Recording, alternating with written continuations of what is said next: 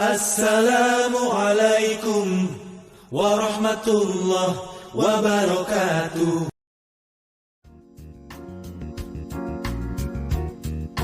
Manusia diciptakan dan diperintahkan untuk mengembangkan dan mendayagunakan iptek. Adam, manusia atau khalifah pertama, dibekali ilmu tentang bumi. Dan dia, Allah, mengajarkan kepada Adam, nama-nama, benda-benda, seluruhnya, kemudian mengemukakannya kepada para malaikat lalu berfirman, sebutkanlah kepadaku nama benda-benda itu jika kamu memang benar orang-orang yang benar. Surat Al-Baqarah ayat 31. Merujuk ke surat Al-Baqarah ayat 31, Ibnu Abbas radhiyallahu anhu berkata, Allah mengajarkan Adam, nama-nama semua zat dan gerakannya atau behavior, baik kecil maupun besar.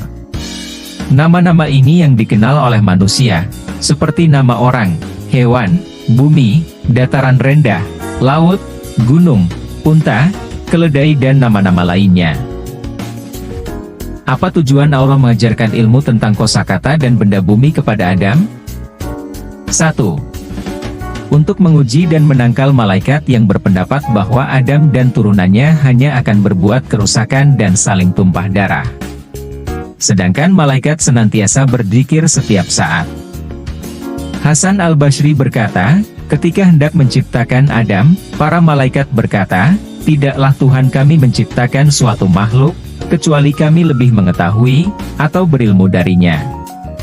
Pernyataan mereka itu pun diuji seperti di surat Al-Baqarah ayat 31.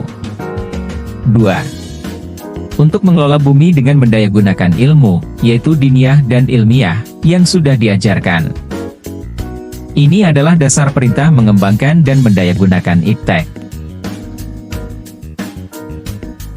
Penciptaan bumi untuk manusia. Dialah Allah, yang menjadikan segala yang ada di bumi untuk kamu, Al-Baqarah, ayat 29. Dan dia telah menundukkan untukmu apa yang di langit dan apa yang di bumi semuanya, sebagai rahmat daripadanya. Sesungguhnya pada yang demikian itu benar-benar terdapat tanda-tanda, kekuasaan Allah, bagi kaum yang berfikir. Surat Al-Jathiyah, ayat 13. Kemudian dia menuju kepada penciptaan langit, dan langit itu masih merupakan asap, lalu dia berkata kepadanya dan kepada bumi, datanglah kamu keduanya menurut perintahku dengan suka hati atau terpaksa. Keduanya menjawab, kami datang dengan suka hati. Surat Fussilat, ayat 11. Penciptaan besi, dan kami ciptakan besi yang padanya terdapat kekuatan yang hebat dan berbagai manfaat bagi manusia, yaitu supaya mereka mempergunakan besi itu, dan supaya Allah mengetahui siapa yang menolong agamanya dan rasul-rasulnya, padahal Allah tidak dilihatnya. Surat Al-Hadid, ayat 25. Isyarat yang terkandung dari surat di atas. 1. Ayat di atas adalah isyarat dari Allah Ta'ala agar kita berpikir dan berinovasi, sehingga dapat mengambil manfaat dari besi yang telah Allah Ta'ala ciptakan. Allah Ta'ala tidak menyebutkan lebih detail lagi, bagaimanakah cara dan metode agar manusia dapat memanfaatkan besi? Untuk keperluan apa saja besi itu dapat dipergunakan dan dimanfaatkan? Allah Ta'ala hanya menyebutkan bahwa besi itu memiliki banyak manfaat bagi manusia. 2. Ini adalah isyarat dari Allah Ta'ala bahwa, tugas kita selanjutnya sebagai hamba adalah memikirkan dan mempelajari bagaimana besi tersebut dapat dimanfaatkan, yaitu dengan mengembangkan ilmu pengetahuan dan teknologi yang terkait dengannya.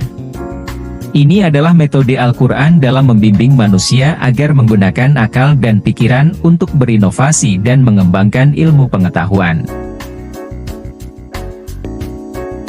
Syekh Abdurrahman bin Na'ashir As-Sa'di rahimahullahu ta'ala kemudian berkata, hal ini menunjukkan bahwa, mempelajari teknologi dan penemuan terkini termasuk dalam perkara yang dituntut oleh syariat, sebagaimana hal itu juga perkara yang dituntut sebagai sebuah keharusan oleh akal.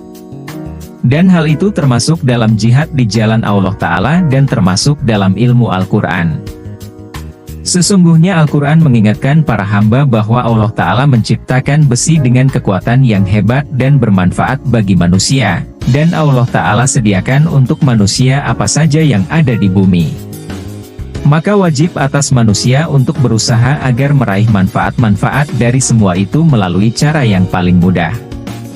Hal ini telah dikenal melalui penelitian, dan juga termasuk dalam ayat Al-Quran. Kitab Al-Qawaidul Hisaan, halaman 105. Ayat yang memerintahkan jin dan manusia menggunakan iptek. Hai jamaah jin dan manusia, jika kamu sanggup menembus atau melintasi penjuru langit dan bumi, maka lintasilah. Kamu tidak dapat menembusnya kecuali dengan kekuatan. Surat Ar-Rahman, ayat 33. Surat Al-Alaq, ayat 1-5. Dalam surat ini, terdapat ajakan untuk membaca dan belajar, dan bahwa Tuhan yang mampu menciptakan manusia dari asal yang lemah akan mampu pula untuk mengajarkannya menulis yang merupakan sarana penting untuk mengembangkan ilmu pengetahuan, dan mengajarkannya sesuatu yang belum pernah diketahuinya. Allah lah yang mengajarkan ilmu kepada manusia. Surat Al-Alaq ayat 1-5, melahirkan aktivitas rilah ilmiah yang mendorong lahirnya learning society atau masyarakat belajar. Ilmuwan beriman, diangkat derajatnya di antara orang yang beriman. Hai orang-orang beriman, apabila dikatakan kepadamu, berlapang-lapanglah dalam majelis, maka lapangkanlah, niscaya Allah akan memberi kelapangan untukmu. Dan apabila dikatakan, berdirilah kamu, maka berdirilah, niscaya Allah akan meninggikan orang-orang yang beriman di antaramu, dan orang-orang yang diberi ilmu pengetahuan beberapa derajat. Dan Allah Maha mengetahui apa yang kamu kerjakan. Surat Al-Mujadilah, ayat 11. Menuntut ilmu hukumnya wajib bagi setiap muslim. Dari Anas bin Malik berkata, Rasulullah Shallallahu Alaihi Wasallam bersabda, mencari ilmu itu wajib atas setiap orang muslim. Hadis riwayat Ibnu Majah.